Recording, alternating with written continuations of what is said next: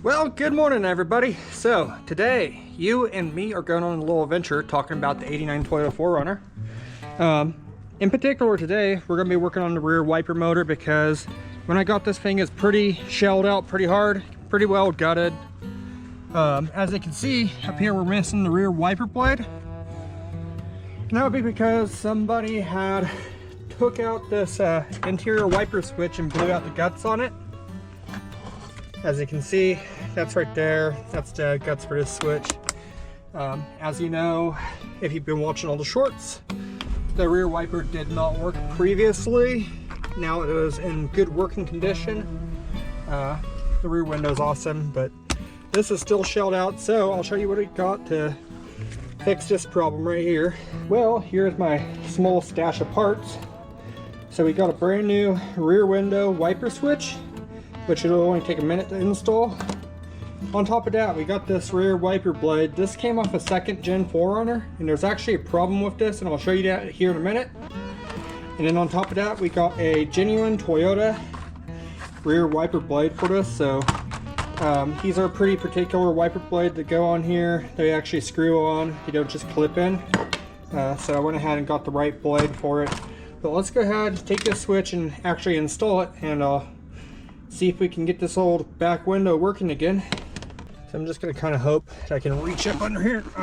Maybe not. Can I just pop it out? Let's see, I'll get a pick and see if we can pick this out. It doesn't really matter if it comes out of a bunch of different pieces because it's not working anyways. Hold the phone. Oh, caught it. There we go. As you can see, none of the guts are in here. The tabs are broken, so not good. Let's go ahead and unplug this and feed that fruit air and plug it in. Alright, I think the easiest way is going to be to take this loose here in the front, and that'll give us a little bit of room to actually work with this in here. Because right now there's not a whole lot of room for this. Oh.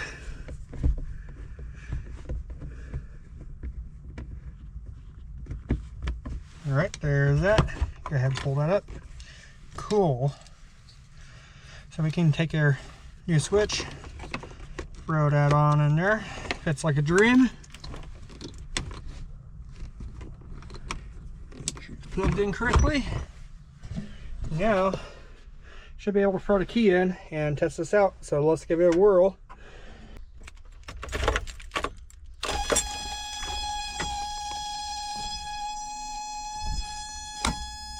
Pardon the noise. So right there, it's on the off position.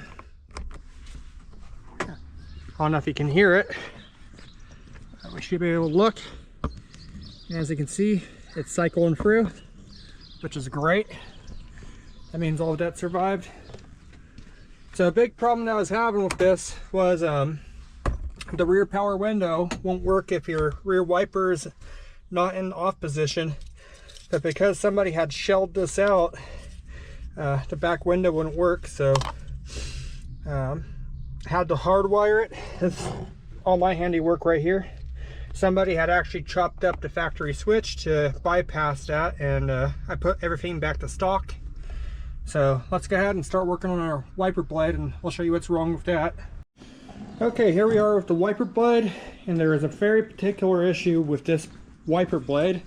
This being a 2nd gen wiper blade, obviously we're not going to find too many 1st gen parts in the junkyard anymore.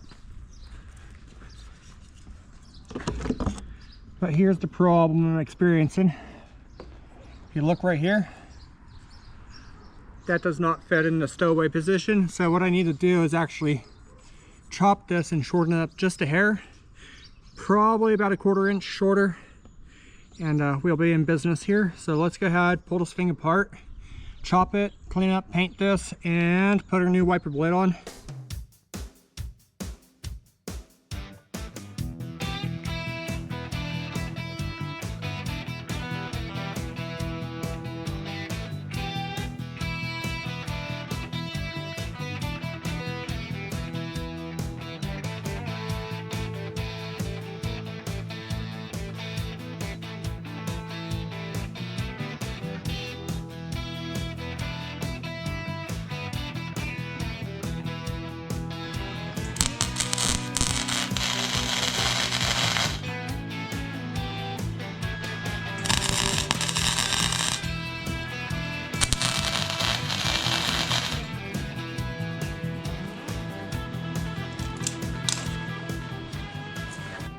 Okay, I suppose that will do the trick. Let's go ahead and throw the little top hat on and see how it fits.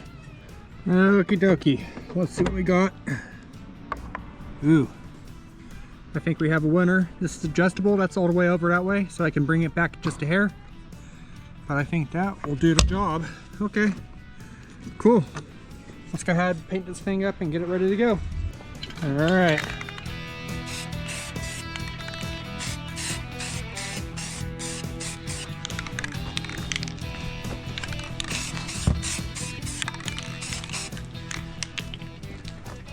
All right, here we got our old windshield wiper blade. I don't know why the factory one seems to be just a hair shorter, but you know, the bracket seems the same, so we'll put this on there and see how it works. As you can see, straight from Japan.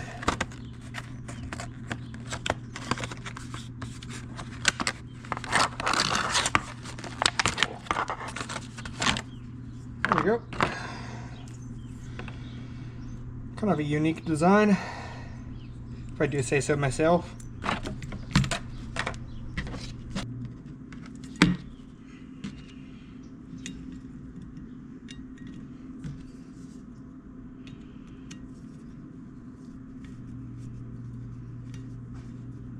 Here we go.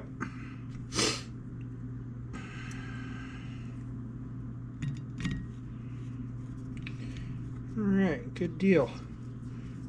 So it does have a little bit of adjustment in it. We're just going to go right for the middle there. This is where I think it should be. Perfect. Perfect. Perfect. Okay. Well, I got that lined up where I think it should go. Everything looks good, but I haven't tested it yet, so let's go and see if this actually works. All right, flip the key to the on position.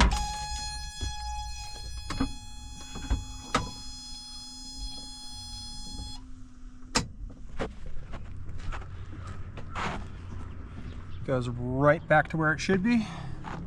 Sweet. Again, flip it back on.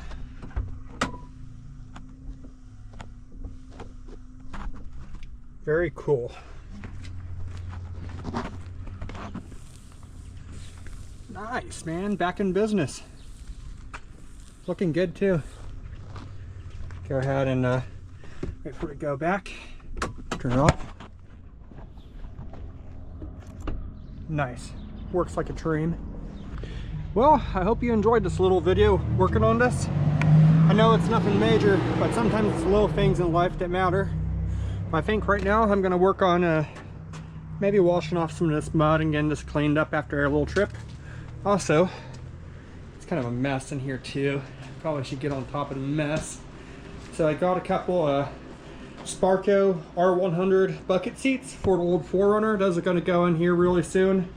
Well, I wouldn't say super soon. So the seat brackets I got for these, they're back ordered until next year. So once I get the seat brackets, those will be going inside this truck. Well, anyhow, until next time, yeah, you guys stay safe out there. Don't do anything you gotta do on the weekends, and keep it real. Peace.